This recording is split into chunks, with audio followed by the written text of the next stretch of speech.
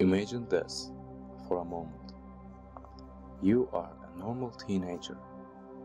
You go to school. You take the bus. You worry about your future. And one day, a spider bites you.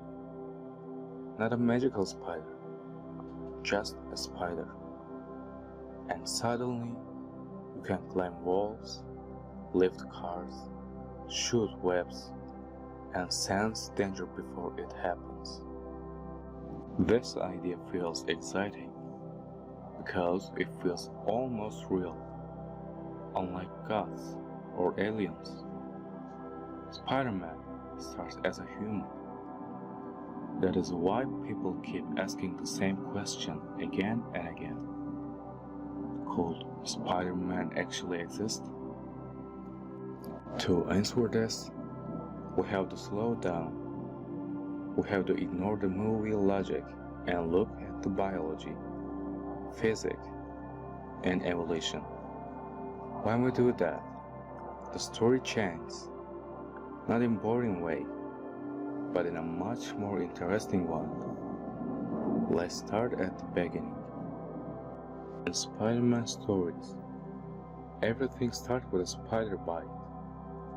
The bite somehow changes Peter Parker's DNA and gives him spider-like abilities. This sounds simple, but in real biology, it is a huge problem. DNA does not change that easily. A spider bite can inject venom, cause pain, or even kill you, but it cannot rewrite your entire genetic structure. To change DNA in a controlled way, you need advanced technology, not an accident.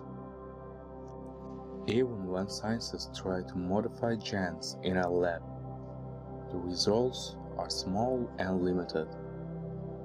They cannot suddenly give a human new organs, new materials, or new physical systems. Evolution works over thousands of millions of years, not in one afternoon. There is another important detail. Even if spider genes somehow entered the human body, the body will not know what to do with them. Human anatomy is not designed to use spider abilities. Muscles, skin, bones, and nerves will all need to change together. So, the first big consolation is simple. A spider bite cannot turn a human into Spider-Man. But this does not mean the idea is completely dead. It just means that biology alone is not enough. To go further, we need to talk about scale, structure, and how spider abilities actually work in nature. And this is where things start to get really strange. Spider-Man feels different from most superheroes. He is not a god. He is not an alien. He does not come from another universe. He starts as a normal human being, just like us. That is why his story feels believable, even when it is not. His powers are inspired by real animals. Spiders really do climb walls. They really do produce extremely strong silk. They really do react quickly to vibration around them. None of these ideas are pure fantasy. They already exist in nature. The problem is scale. What works for a tiny spider does not automatically work for a human body. Movies skip this part. They take small, biological tricks and stretch them to the human size without consequences. In real science, size changes everything. Strength, weight, energy, and surface contact all scale differently. This is why Spider-Man is dangerous in a subtle way. Not because he is violent, but because he looks scientifically reasonable. He sits right on the edge between reality and fiction, close enough to make us ask questions, but far enough to break the rules. And when you start asking those questions, new problems appear. If a human really has spider abilities, the body will not just gain powers, it will have to change shape, structure, and function.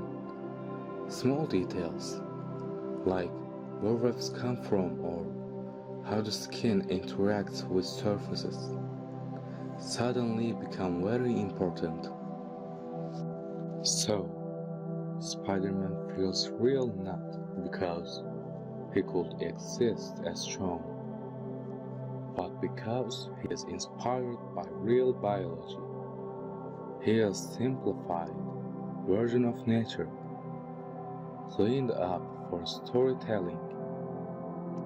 And now that we understood why he feels real, we can move on to harder question. What would actually break first if we tried to build a Spider-Man? Spiders are incredibly strong for their size. Some species can lift many times their own body weight. This sounds perfect for Spider-Man. But here is the problem that movies ignore completely. Strength does not scale the same way as body size. As an animal gets bigger, its weight increases much faster than its muscle strength. A spider works because it is tiny. Its muscles, legs, and body are designed to carry a very small mass. When you scale that system up to human size, everything starts to fail. A human with spider-like strength will need much thicker bones and much larger muscles. Normal human joints will not survive the forces involved. Knees, shoulders, wrists, and ankles will wear out or break very quickly. This also affects how the body looks. A real Spider-Man would not have a slim, athletic build. He would need a much heavier, denser structure just to avoid collapsing under his own power. So, the issue is not can spiders be strong? The issue is, can a human body handle spider-level forces? The answer is no. Not without major physical changes.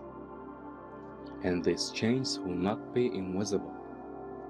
They will reshape the body in ways that movies never show. And strength is only the beginning.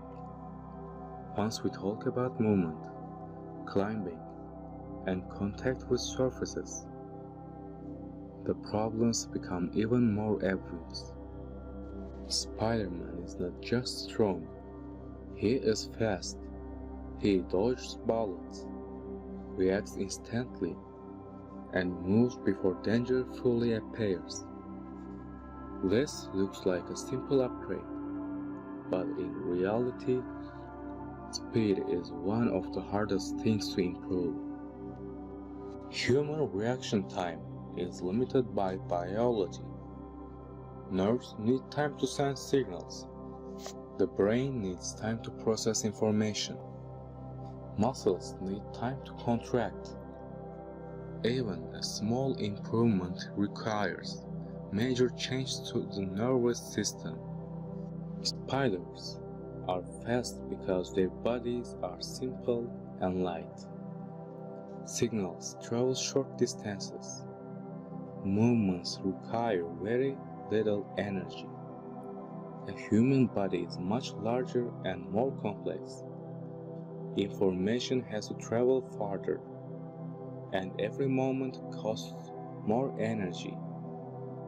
If a human tried to move at Spider-Man's speed, the body would overheat, muscles would tear, joints would suffer extreme stress. Speed without durability is self-destructive. There is also control. Moving fast is useless if you cannot stop or change direction. Real animals that move quickly are shaped for stability and balance. A real Spider-Man would need a body redesigned for constant, high-speed motion. So, while speed looks exciting on screen, it is one of the clearest examples of movie logic. The human body is not built for that level of performance. And yet, Spider-Man still reacts to danger before others do.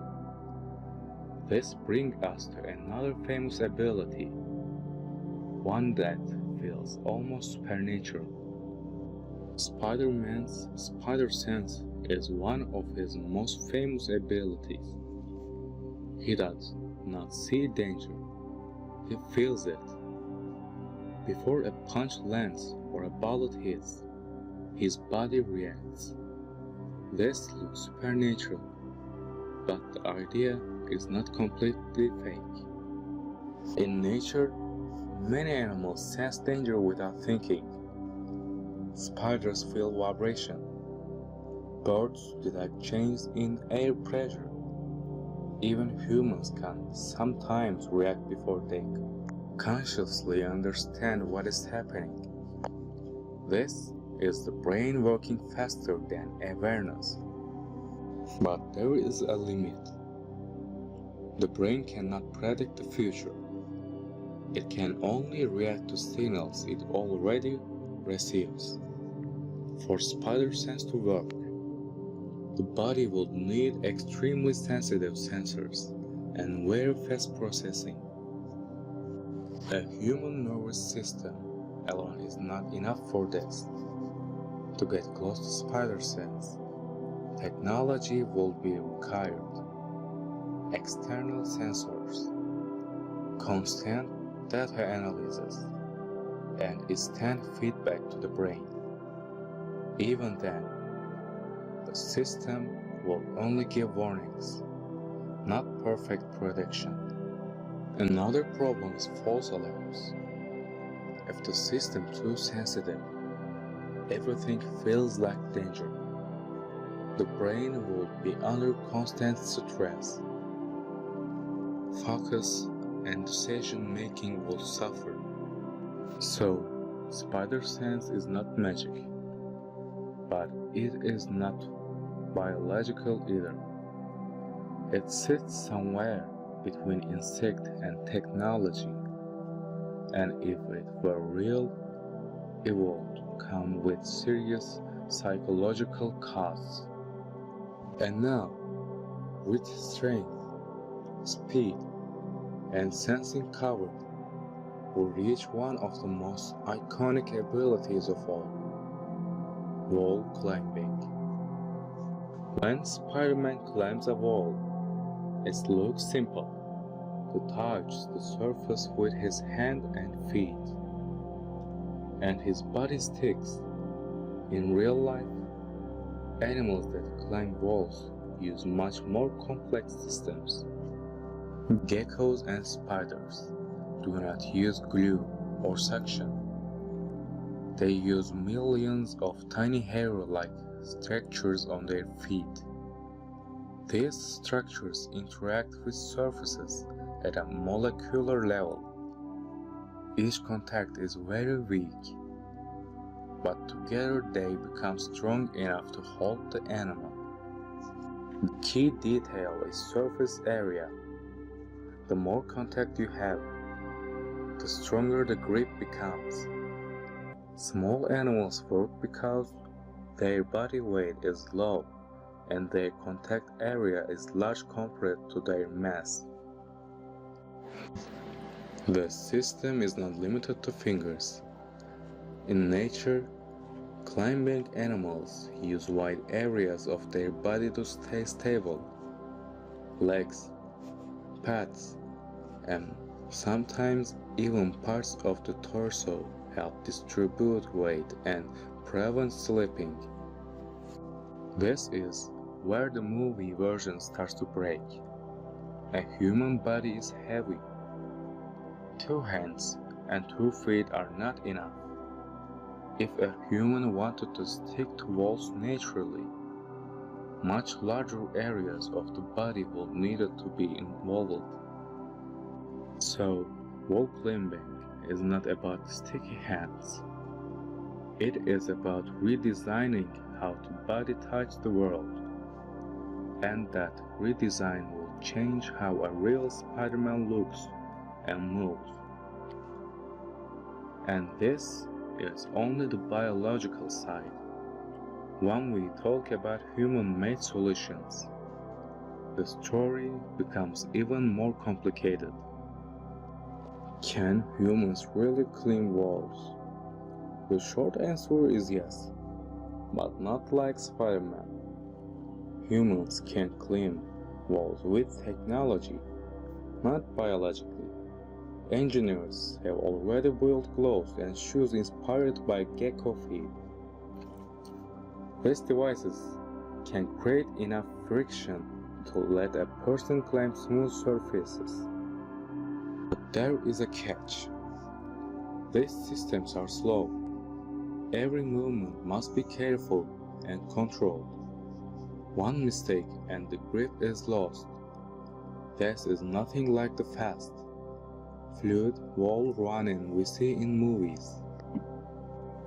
There is also the issue of fatigue. To stay attached to a wall, the body must constantly fight gravity. Muscles remain tense the entire time. Even trained climbers get exhausted quickly. A human cannot hang on a wall for long without rest. Another important point is body contact. To increase grip, more surface area is needed. The means hands alone are not enough. Arms, legs, and sometimes even the chest must stay close to the surface. A real wall climbing human would move very differently from Spider-Man. So while climbing is possible, it is not elegant, it is not heroic, it is tiring, risky, and slow. Movies remove these limits to keep the fantasy alive. And now that we understand climbing, we can finally talk about the most iconic Spider-Man ability of all, the web. Spider silk is real, and it is incredible for its weight. It is stronger than steel and more flexible than most synthetic materials. This is not science fiction. Spiders really produce one of the best materials found in nature. But movies simplified this too much. Spiders produce silk slowly and with control. They do not shoot it like a weapon. The silk hardens over time and is shaped by the spider's movement. This process works because spiders are small and patient. For a human, this becomes a massive problem. Producing enough silk to swing between buildings would require huge amounts of material. It will also require energy. A human body cannot magically create large quantities of ultra-strong protein on demand. There is also the issue of where the silk comes from. In nature, spiders do not produce silk from their limbs. The silk glands are located near the back of the body. This placement helps with balance, control, and structure. This is an important detail. If a human were adapted to produce spider silk biologically, it would not come from the wrist. The body would need completely new organs. Place it somewhere closer to the torso or lower body. Movies move the silk to the wrist because it looks cool and feels natural. Biology doesn't care about what looks cool. And once we talk about shooting that silk at high speed, the problems multiply even further. Producing spider silk is only part of the problem.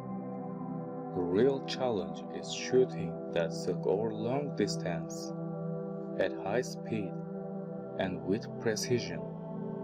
In movies, this looks effortless, almost like a reflex. In reality, biology is far less forgiving. The human wrist is not built to store, compress, and release the amount of energy required to launch a lightweight but long filament at such high velocities. For a biological web shooter to work, the body will need a specialized pressure chamber or powerful muscular reservoir. However, no known animal used such a mechanism to fire silk in controlled, straight trajectory. Even spiders that can release into the air do so slowly and without precise targeting. The neat, fast, and accurate web shoots seen in Spider-Man have no direct counterpart in nature. This is why many versions of Spider-Man solve this problem through engineering rather than biology. Mechanical web shooters allow the character to bypass the limitation of muscles, tissues, and natural pressure systems. From a purely biological perspective, even if human could produce spider silk, launching it from the wrist at high speed remains one of the most unrealistic aspects of Spider-Man abilities. Spiders are incredibly strong for their size. Some species can lift objects many times heavier than their own body weight. This fact is often used to justify Spider-Man's super strength. However, this is where scaling laws becomes critical. Strength does not scale the same way size does. As an organism grows larger, its volume and mass increase much faster than its muscle cross-sectional area.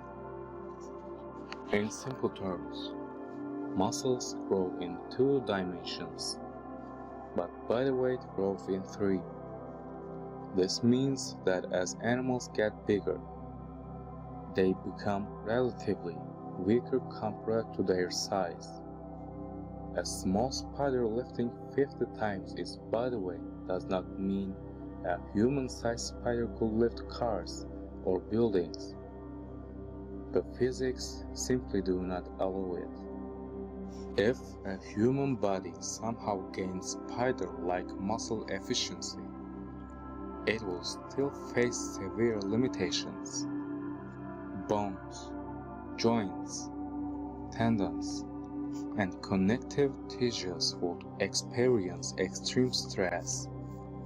Without a complete redesign of the skeleton, Spider-Man's strength will likely tear muscles, shatter bones, or destroy joints long before any heroic feats could be performed.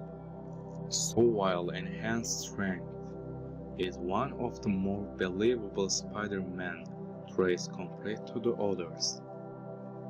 It could never reach the exaggerated levels shown in films without fundamentally changing the entire structure of the human body.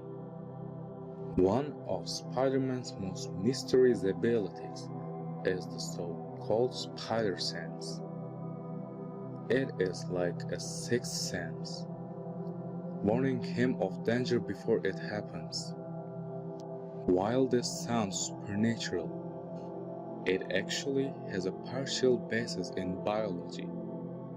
Spiders are covered in extremely sensitive hairs that can detect tiny changes in air pressure, vibrations, and sound waves. These sensory hairs allow them to notice predators or prey long before direct contact occurs. If a human had a similar sensory system, they might gain an enhanced awareness of nervy movement, sudden shifts in airflow, fast approaching objects, or loud disturbance could be detected earlier than with normal human senses. This could feel like an instinctive warning, especially in close-range situations. However, this ability would have strict limits. It will not allow someone to sense abstract threats, distant dangers, or future events. Anything that does not create physical vibrations or air movement will go unnoticed. A true danger sense that works in all situations has no known biological explanation. So, a awakened version of Spider Sense is possible in theory, but the almost magical foresight seen in movies remains firmly in the realm of fiction. The ability to stick to walls is one of Spider-Man's most iconic powers, but it's also one of the most misunderstood. In nature, animals like spiders and geckos can climb vertical surfaces thanks to microscopic hair-like structures on their feet. These structures massively increase surface contact and allow weak intermolecular forces to create strong adhesion. For a human-sized body, this becomes a serious problem. A human is tens of thousands of times heavier than a spider. To support that weight, a much larger adhesive surface is required. Fingers and toes alone would not provide nearly enough contact area to hold the body against a wall.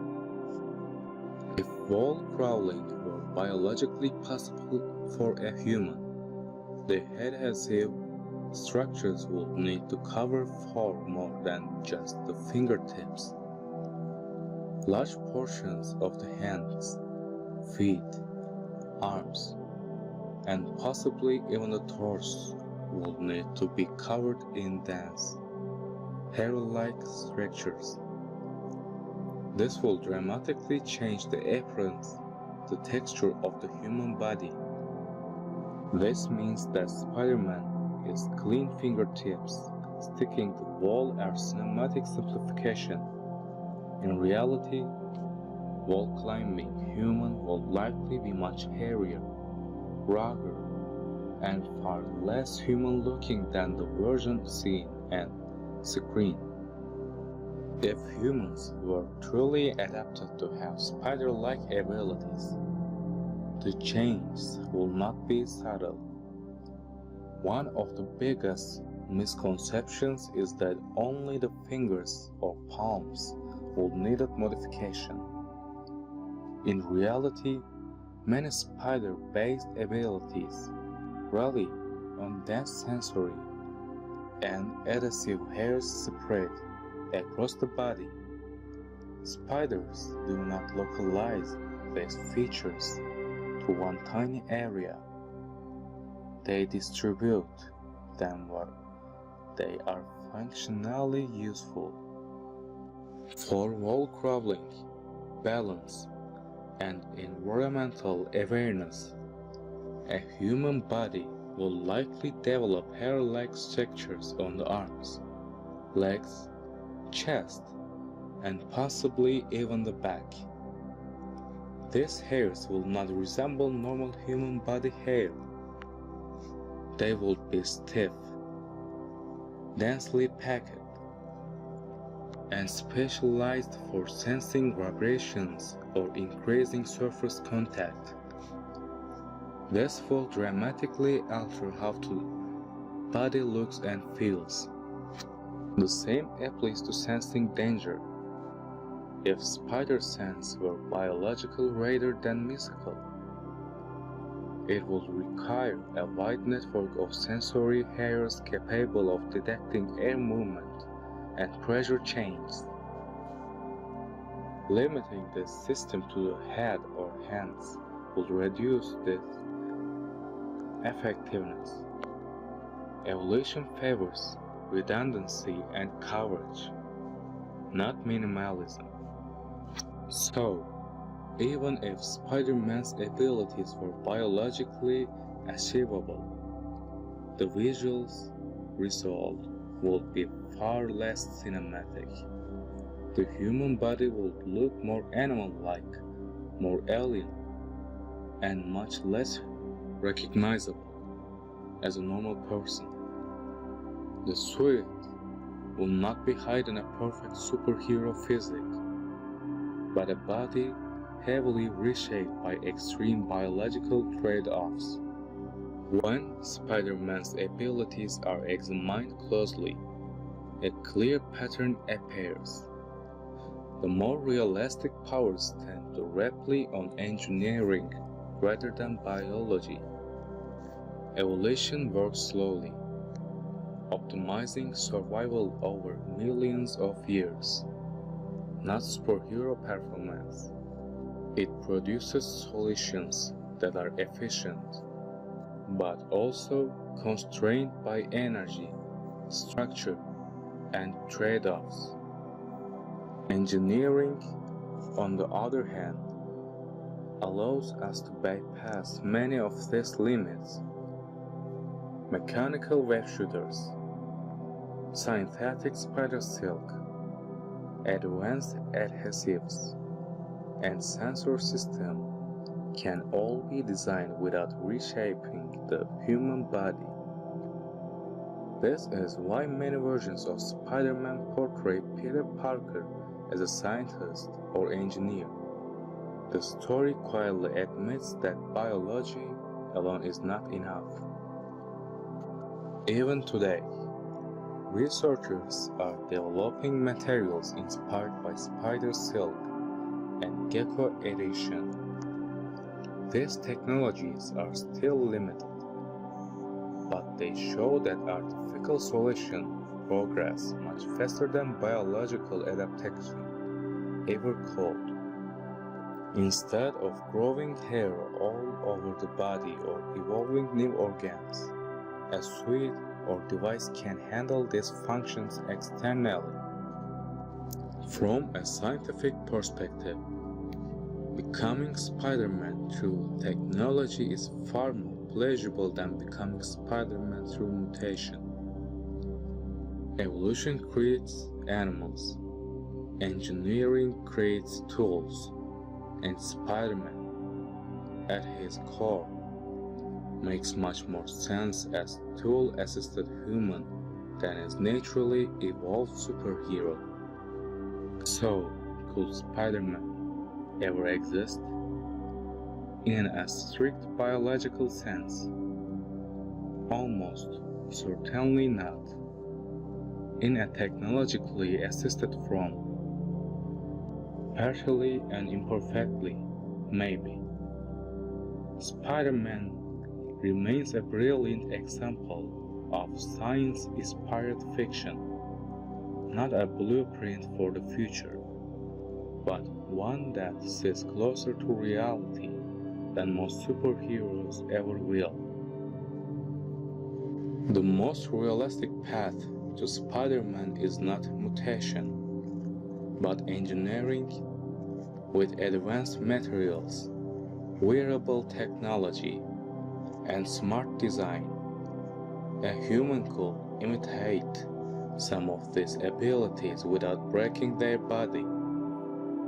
Even then, the result will be limited, situational, and far less spectacular than fiction suggests. When the old pieces are put together, Spider-Man is not as impossible as many other superheroes, but he is far from realistic in the way movies present him. The laws of physics, biology, and chemistry are not completely broken, but they are bent heavily. Some abilities, like enchant, sensing, or strong materials inspired by spider silk, have real foundation in nature. Others, like wall crawling with fingertips or shooting webs from the wrist, conflict directly with biological limits. If a human truly had spider-like traits, the body would be very different. It would likely be much hairier, structurally altered, and far less human in appearance. Web production would not come from the wrist, and wall adhesion would require large portions of the body to participate. In short, a biologically accrued Spider-Man would not look or function like the one we recognize.